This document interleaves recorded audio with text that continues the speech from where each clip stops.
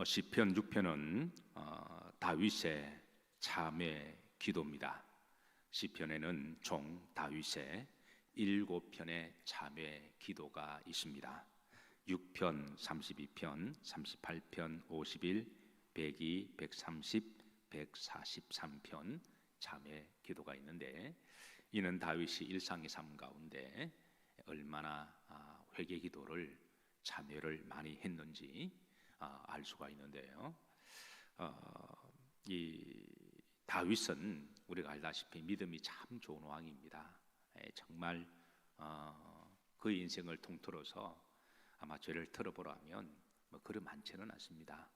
그런데 이렇게 회개 기도가 많은 것은 그가 남들처럼 다른 믿지 않는 범인들처럼 죄를 밥 먹듯이 살아서 그냥 회개를 할 것이 많아서 그런 게 아니라 작은 죄까지라도 털면 먼지 안 나는 사람 누가 있겠습니까? 우리가 죄는 윤리적인 성문화된 죄도 있지만 성경이 말하는 죄는 마음속에 우리가 음욕을 품어도 죄라고 그러셨잖아요. 마음속에 남한테 적개심을 가져도 비판을 해도 죄라고 하셨으니까, 그래서 우리 믿는 사람들이 그런 부분까지 우리가 영적으로 점검하면 우리는 회개가 일상이 돼야 될 줄로 믿으시길 바랍니다. 꼭 내가 죄를 많이 지어서 그런 게 아니라 우리 믿는 사람들이 눈물을 기도하니까 세상 사람들이 저 사람 무슨 죄를 많이 지어서 그러냐, 그런 의미가 아니에요. 물론 우리 믿는 사람들 때로는 실수해서 그런 죄를 저지를 수도 있습니다. 그러나 신실하게 믿는 사람들은 그런 죄가 아니라 일상생활에 세밀한 부분까지도 내가 좀 더 그렇게 믿음으로 살았으면 하는 그런 부분까지, 우리가 좀 후회하는 부분까지 우리가 회개하고, 또 우리 믿는 사람 그게 일상이죠. 하나님이 주신 기쁨과 평안도 일상이지만 회개도 일상이 축복인 줄로 믿으시기를 주의 이름으로 축복합니다. 그래서 다윗의 시편에는 회개가 많습니다. 그런데 오늘 6편의 회개 내용은요, 다윗이 인생을 살면서 정말 큰 실수를 했어요. 큰 잘못을 했습니다. 성문법적으로 윤리와 도덕적으로 비추어 볼 때 정말 잘못했습니다. 그건 우리가 모두가 알죠. 우리야의 아내 바세바와 간통한 사건이고, 그리고 이제 또 그 우리야를 최전방에 보내서 전쟁에서 싸우다가 죽게 한 그런 일입니다. 자, 그런데 다윗은 1년 동안 이걸 감추었습니다. 아니, 그렇게 믿음 좋은 다윗이 왜 바로 회개하지 아니하고 왜 1년 동안 감추었을까요? 여러분 어떠하십니까? 다윗과 같이 그렇게 믿음 좋은 사람이 왜 1년 동안에 감추었다가 나중에 이제 나단이 하나님의 말씀으로 태어날 때 그때서야 깨닫습니다. 그리고 이제 처절한 회개 기도가 들어가는데요. 오늘 이제 본문에 보시면 다윗이 얼마나 처절하게 회개 기도했는지 그 내용을 잘 드러내고 있습니다. 회개는 이렇게 해야 되구나 할 정도의 어떤 표본을 보여주고 있는데요. 다윗이 왜 1년 동안에 이거를 감추었을까요? 아마 이 죄가 주는 특징 때문에 그러리라고 생각하는데요. 정확한 답은 나중에 천국 가서 다윗에게 물어보시고, 그런데 이제 죄가 주는 특성은 따라서 하십니다. 그럴 수 있다. 이게 죄가 주는 심리적인 특성입니다. 누구든지 죄를 지으면 자기 중심적으로 죄를 해석합니다. 그래서 그럴 수 있지 내 그럴 수도 있지, 이런 식으로 해석하다 보면 나중에 자기 스스로 체면을 걸고 세뇌를 시켜서 그 죄가 아닌 거라고 생각하는 거죠. 자, 예를 들어서 다윗이 바세바와 강간한 게 아니라 간통했습니다. 사랑이야라고 말하면 할 말 없어요. 우리 서로 사랑했는데요. 요즘 그건 죄도 아니라면서요. 법적으로도 서로 사랑한 것은 죄도 아니다. 세상 법으로도 그렇게 해석할 수도 있습니다. 사랑이 뭔 죄냐? 그 부부의 세계는 저는 보지를 못했습니다. 근데 큰 방향을 일으켰다 그래요. 근데 그 패러디한 내용을 잠깐 봤습니다. 젊은 사람들이 부부끼리 대화하다가 패러디한 코미디 같은 건데 나는 사랑한 것밖에 없어. 사랑이 죄야. 뭐 이렇게 외치는. 예. 그러니까 자기 중심적으로 해석하면 그게 너무 죄를 짓고도 당당할 수 있는 거죠. 두 번째는 고대 건동 지방에는 왕이 장수를 전쟁터에 보내서 싸우다가 죽는 일이 허다했죠. 그런데 보통 전쟁이 나면 장수들은 최전방에 안 싸웁니다. 뒤에서 이렇게 가만히 지켜보다가 장기판 두다가 질 것 같으면은 이제 후퇴하고, 그러면 앞에 총알바기들은 죽지만 장군들이 죽는 게 거의 없습니다. 그런데 다윗은 골리앗 우리야 보고 최전방에 가서 싸우라 그래요. 이건 죽으라는 것과 똑같은 거예요. 그러니까 보기에 따라 다윗이 직접적으로 사람을 죽인 것은 아니에요. 그런데 미필적 고의적 살인이라고 그건 말할 수가 있는 겁니다. 그러니까 이게 해석하기 나름대로 내가 죽인 것도 아닌데, 그리고 고대 근동 지방에 그런 일이 좀 미운 놈한테는 전장에 보내서 최전방에 가서 싸우게 했잖아요. 그리고 고대에는 뭐 왕이 다른 여자들 취하고, 뭐 우리나라 백제는 의자왕은 3,000명이 있었다고 그러는데, 그 왕들이 심지어 다른 그 로마의 카라콜라라고 하는 황제는 자기 충신의 와이프가 예쁘면 다 겁탈했거든요. 공식적으로 다 그냥. 그러니까 성이해와 성개념이 그런 시대에 뭐 그럴 수도 있지라고 생각할 수가 있습니다. 그런데 여러분, 죄에 대한 기준과 판단은 내가 판단을 내리거나 세상의 법이 아니라 하나님의 말씀이 되어야 됩니다. 그래야지 이게 죄가 이다 아니다가 이게 분별이 되는 거지. 세상 법으로도 하면은 간통은 죄입니까 아닙니까? 제가 여러분들이 묻습니다. 간통은 서로 사랑해서 요즘 이렇게 서로 간통하면 죄입니까 아닌가요? 죄라고 하시는 분은 이전 사람들이고, 아니다고 하는 사람은 신간법을 몰라서 하는 소리죠. 그러니까 세상의 판단도 그게 불완전한 법이기 때문에 이게 잘못될 수도 있고 세대평에 따라 바뀔 수도 있다라는 거. 근데 하나님 말씀은 절대 불변의 진리고, 그리고 우리를 최종적으로 죽음 앞에서 심판하실 분은 하나님이시니까 하나님 말씀이 진리고 하나님 말씀이 기준이 돼야 됩니다. 그래서 우리 믿는 사람들이 평소에 말씀의 기준을 삼고 살아가야지, 세상의 법이나 세상이 어떤 걸 가지고 기준 살아가면 언젠가는 하나님 앞에 심판받을 수가 있다는 거예요. 그래서 다윗이 1년 동안에 뭐 그럴 수도 있지, 이게 이제 죄가 주는 특징인데요. 이건 다윗뿐만 아니라 우리 모두가 다 그렇습니다. 모든 사람들이 죄를 범하고 난 다음에 뭐 그럴 수도 있지라고 해서 가다가 이제 나중에 판사로부터 법조항에 따라 내리면은 그때서야 인정하는 사람들이 대부분이죠. 그 전까지는 그럴 수도 있지라고 그렇게 지나갑니다. 자, 선지자 나단이 하나님이 다윗을 1년 동안에 이 유예를 주신 것은 스스로 다윗이 회개하고 돌아오기를 바랬던 거죠. 그런데 그렇게 믿음 좋은 다윗도 하나님의 종 나단이 이렇게 어드바이스 하기 전까지는, 책망하기 전까지는 그럴 수도 있지라고 생각했으니까 이 죄가 주는 심리적인 그 변명이 얼마나 강력한지 우리가 알 수가 있는 거죠. 어쨌든 그래도 다윗은 믿음의 사람이니까 나단이 책망하자 그때서야 비로소 이게 죄구나. 그럴 수도 있지. 그건 항상 본인이 줄타기를 한 것 같아요.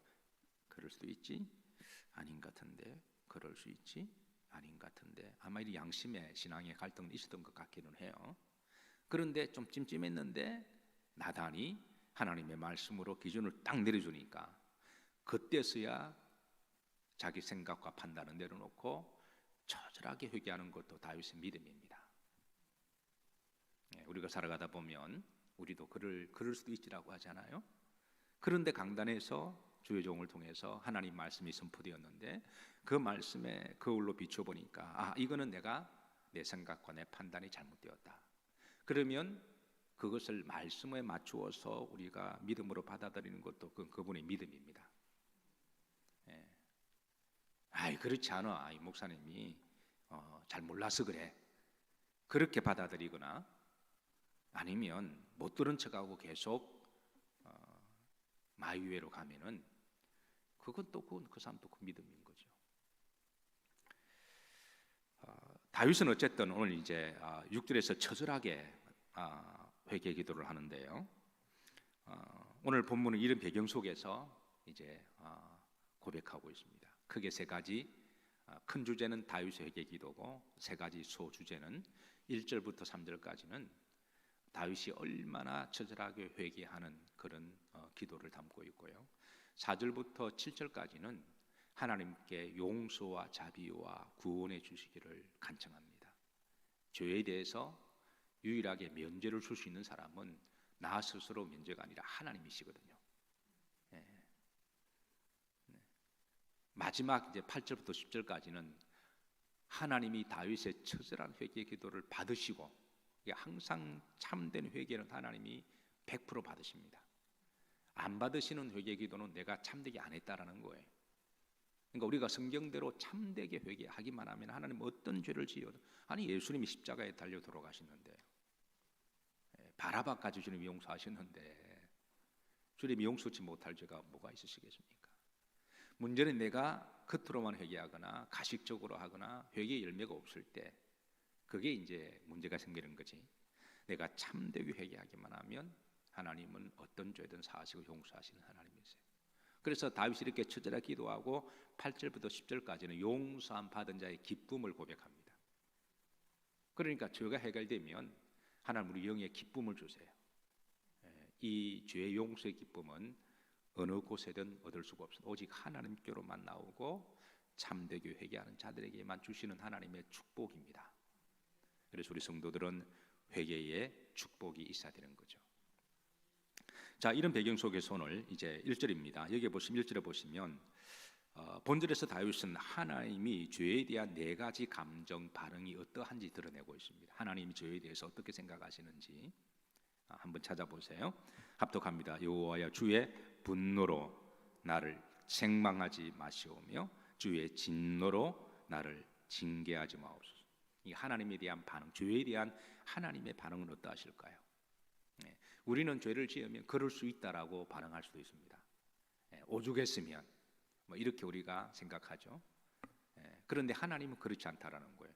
근데 다윗은 하나님의 그 죄에 대한 감정, 죄에 대한 반응을 오늘 1절에 보면 하나님 죄에 대해서는 분노하신다, 죄에 대해서는 책망하신다, 죄에 대해서는 진노하신다, 죄에 대해서는 징계하신다. 이게 하나님의 감정이고 하나님의 어떤 그 반응인 줄 알기 때문에 다윗은 그러지 마옵소서. 자신이 지금 죄를 지었기 때문에 나에게 분노나 책망이나 진노나 징계하지 마시기를 기도하고 있습니다. 하나님은 100% 선하고 의롭기 때문에 죄와 같이 갈 수가 없는 거죠. 그러니까 죄에 대해서는 당연히 하나님은 분노하시고 징계하시고 책망하시는 하나님이신 것을 다윗은 알고 있었던 거죠. 하나님이 아무리 사랑의 하나님이시고 은혜로운 하나님이시라도 회개한 죄인을 용서하지 죄 자체를 하나님은 그거를 익스큐즈를 하는 건 아니시거든요. 그래서 다윗은 이런 이제 하나님에 대한 죄에 대한 그 하나님의 속성을 알고 계시니까 하나님께 그렇게 이걸 뭐 딜하거나 아니다라고 그러지 않고 솔직하게 나를 그렇게 용서해 달라고 기도하는 거죠. 2절입니다. 2절부터 3절까지는 다윗이 죄로 인하여 어떤 결과와 영향을 받고 있는지 세 가지를 이야기를 해요. 죄가 우리들에게 어떻게 영향을 주는지, 그게 이제 육체적으로 그리고 정신적으로 영적으로 세 가지의 영향과 결과를 줌을 고백하는데요. 2절에 여호와여 내가 뭐 하였사오니 수척하였사오니, 수척했다. 이거는 육체적으로 지금 이렇게 우리가 너무 걱정 근심하면 육체적으로도 병이 생기잖아요. 그래서 의사들이 가면 제일 많이 하는 말이 스트레스 받지 마세요. 평안하게 생각하시고 어디 좀 아프면 이렇게 좀 조용한 곳에 좀 쉬다 오시라고 그렇게 권면하기도 하잖아요. 그러니까 우리가 너무 걱정과 근심하고 죄 때문에 막 혼자 이렇게 막 하면 우리 몸이 너무 수축이 되고, 그리고 면역도 떨어지고, 그리고 먹어도 소화도 안 되고 그런 거죠. 그러니까 지금 다윗이 내가 수척하여 싸우니, 그러니까 몸도 지금 빈약해지고, 지금 그런 상태를, 육체적인 그런 반응을 지금 고백하고 있습니다. 그래서 내게 은혜를 베푸소서. 이 말은 내가 지금 몸이 너무 허약하니까 하나님 내 몸을 좀 건강하게 해주시기를, 여러분 몸 건강하시기를 주의 이름으로 축복합니다. 물론 이제 조금 몸 관리하기 위해서 다이어트하는 건 괜찮은데 너무 걱정 근심하셔서 수축하지 말기를 기도하고 축복합니다. 잘 잡수시고 또 잘 드셔야 면역도 생기는 거니까 또 너무 많이도 드시지 마시고 좀 잘 조정하셔서 건강하시길 바랍니다. 두 번째, 나의 뭐가 떨리오니? 뼈가 떨린다. 이거는 정신적으로 심미적인 이게 반응이거든요. 내 뼈가 떨린다. 실로 죄는 그 사람을 떨게 만듭니다. 정신이 떨게 만들고 양심을 떨게 만들고, 언제 이 죄가 드러나고 탄로가 나게 되면 아무리 자기가 돈이 있어도 권력이 있어도 그거는 정말 모든 죄가 만천하에 드러나니까 쌓아왔던 모든 것들이 다 무너지잖아요. 그러니까 떨리는 거죠. 영혼이 떨리고 심장이 떨리고. 그러면서 다윗이 후렴절에 나를 마소서 고치소서. 지금 다윗은 자기가 육체적으로 병들었고 정신적으로 심리적으로 병들었음을 고백합니다. 고쳐달라는 거죠. 우리가 육체적으로 병드는 거는 그냥 째고 그냥 꿰매면 되는데, 죄에 대한 이 질병은 오직 하나님만이 고치십니다. 이건 다른 방법이 없어요. 이거는 다른 방법으로 구원 얻을 만한 이름을 주신 일이 없듯이 다른 방법으로 죄를 사하실 수 있는 분은 오직 하나님밖에 없습니다. 다른 방법은 없습니다. 그래서 다윗은 지금 자신이 죄로 인해서 육체적으로도 병들었고 그리고 정신적으로도 병들었음을 고백하고 고쳐달라는 거예요. 그리고 3절에 보면 나의 영혼도 매우 떨리나이다. 죄는 마음도 떨리게 하고 심장도 떨리게 하고 양심도 떨리게 하고 다리도 떨리게 하고 그리고 영혼도 떨리게 해요. 그래서 다윗은 영혼도 병들었음을 고백하면서 고쳐달라고 그러죠. 제 목회 사역 중에 하나가 치유 사역이 있습니다. 근데 제가 우리 성도들이 건강하기를 늘 기도하고 축복도 안수도 하는데요. 근데 제가 기도할 때는 그 치유는 단순하게 육체적인 병만 말하는 것 절대 아닙니다. 전인격적인 치유를 제가 항상 강조를 합니다. 육체적으로도 건강하고 정신적으로도 건강하고 그리고 생활적인 것도 건강해야 됩니다. 그리고 영적으로도 건강해야 되고 이게 밸런싱을 잘 맞춰야 이게 우리가 건강한 삶을 살아가는 거지. 어떤 사람은 육체는 굉장히 건강한데 정신이 병들었어요. 어떤 사람은 의지도 강한데 생활이 병들었습니다. 어떤 사람은 육과 정신과 생활은 평범하게 살아가는데 영혼이 병들었어요. 그 사람은 구원받지 못하고 지옥 가는 거죠.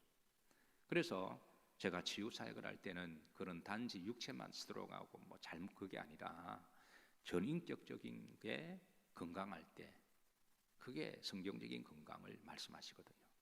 그래서 우리가 이를 위해서 건강한 삶을 위해서 늘 기도하고 노력해야 될 줄로 믿으시기를 바랍니다. 사랑하는 성도 여러분, 우리가 살아가다 보면 크고 작은 죄를 때로는 실수도 하기도 하는데 그럴 때마다 바로 회개하고 털어버리시기를 주의 이름으로 축복합니다. 회개가 축복입니다. 회개가 복이에요. 민수기 32장 23절에 보면 너희들이 회개치 않으면 죄가 너희를 찾아가게 만들 것이다 라는 말씀이 있습니다. 그러니까 다윗도 1년 동안에 회개치 않으니까 하나님이 나단을 통해서 그 죄를 깨닫게 하셨죠. 만약에 다윗이 왕이 그 당시에 나단이 와서 책망할 때 하나님의 말씀을 가지고 일개 선지자가 요즘 뭐 권력 가지고 있는 사람들이 목사를 권력으로 휘두를 때 목사를 봅니까? 일개 목사가 그러면서 조인대 까고 그냥 감옥에 쳐넣는 그런 경우도 옛날에 많았잖아요. 그럴 수도 있습니다. 뭐 목사가 무슨 힘이 있어요? 그런 식으로 그냥 절대 휘두르면 뭐 그러다 같이 싸울 겁니까? 감옥 가야죠. 다윗도 나단한테 그럴 수 있는 거예요. 일개 선지자가 감히 어디에 대고 뭐 우리 서로 사랑이야 해도 되는 거고, 내가 직접 죽였냐? 이래 말할 수도 있는 거고, 서로 그렇다 하더라도 다른 왕들 다 그렇게 하는데 모든 나라가 다 내 건데 내가 내 마음대로 못하냐? 이렇게도 할 수가 있는 거예요. 그런데 다윗은 정말 이름도 없는 선지자 나단에게 겸손하게 무릎을 꿇고 그 앞에 펑펑 울면서 처절하게 회개한 것은 그건 다윗의 믿음인 거예요. 그리고 하나님이 다윗을 살려주셨습니다. 만약에 다윗이 나단의 회개를 거부하고 완악하겠다면 하나님이 그 다음에 철퇴를 내리셨겠죠. 다윗을 어떤 식으로든 심판하시고, 그리고 다윗의 그 믿음과 그 자손들은 하나님이 대를 끊었을 겁니다.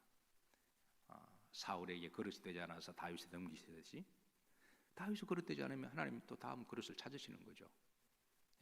그런데 다윗은 좀 늦기는 했지만 처절하게 회개함으로 하나님께 다윗을 버리지 아니하시고 용서하시고 그리스도의 구속의 오실 메시아의 통로로, 그리고 그 아들 솔로몬을 왕위에 세우시고, 그래서 다윗을 다시 축복으로 회복시키신 것은, 그것은 회개가 축복이라는 거예요. 왜냐하면 은밀하게 감춘다고 감춰질 것도 아니고 언젠가는 민수기 32장 23절에 죄가 찾아간다 그랬잖아요. 간밤에 또 경천 동지알 소식이 하나가 있었습니다.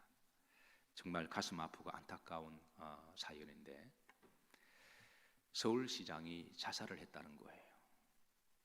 아니, 서울시장 정도의 권세 같으면 얼마나 권세가 대단합니까? 앞으로 잘만 하면 대권도 할 수 있는 분이고, 뭐 그분이 돈이 없어요. 그분이 뭐가 부족한가요? 머리가 나쁜 분도 아니실 텐데. 그래, 처음 그 소식들이 설마 그럴 리가.